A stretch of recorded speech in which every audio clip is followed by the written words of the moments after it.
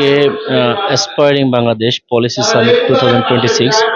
এখানে বাংলাদেশ আগামীতে বাংলাদেশকে কিভাবে লিড করে একটি সুন্দর সোনার বাংলা গড়বে সেই পলিসি মূলত জনগণের সামনে তুলে ধরা হচ্ছে।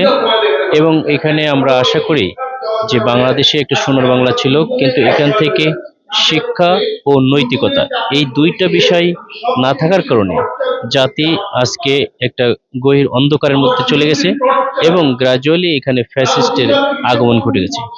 আমরা যদি ক্ষমতায় যাই তাহলে বাংলাদেশের এই ছেঁড়াছাটা যে শিক্ষা ব্যবস্থাকে সম্পূর্ণরূপে আমরা পুনর্বিবেচনা করব এবং পুনরায় সেটাকে যুগোপযোগী, সময় উপযোগী এবং অন্যান্য দেশের সঙ্গে, বহির্বিশ্বের সঙ্গে মিলিয়ে তাদেরকে এমনভাবে শিক্ষা ব্যবস্থাকে গড়ব যেন একটি কাজ শেষ করে, শিক্ষা ব্যবস্থা শেষ করে প্রত্যেকটা ছেলে মেয়ে তারা কাজের মধ্যে ঢুকতে পারে।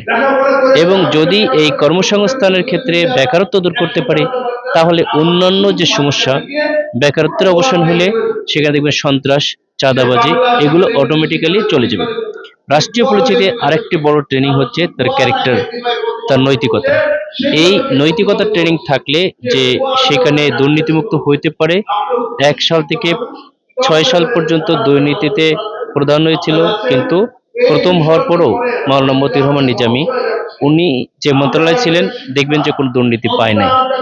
সুতরাং আমরা বলতে পারি যে অনেক খারাপ অবস্থার মধ্যেও সৎভাবে থাকা যায় এবং জামায়াত ইসলামীর ট্রেনিং সেটা একটা বাস্তব উদাহরণ। বাংলাদেশ জামায়াত ইসলামী যদি সত্যিকারের ক্ষমতায় যেতে পারে তাহলে এই দুর্নীতিকে সম্পূর্ণরূপে আমরা নির্মূল করবো ইনশাল্লাহ।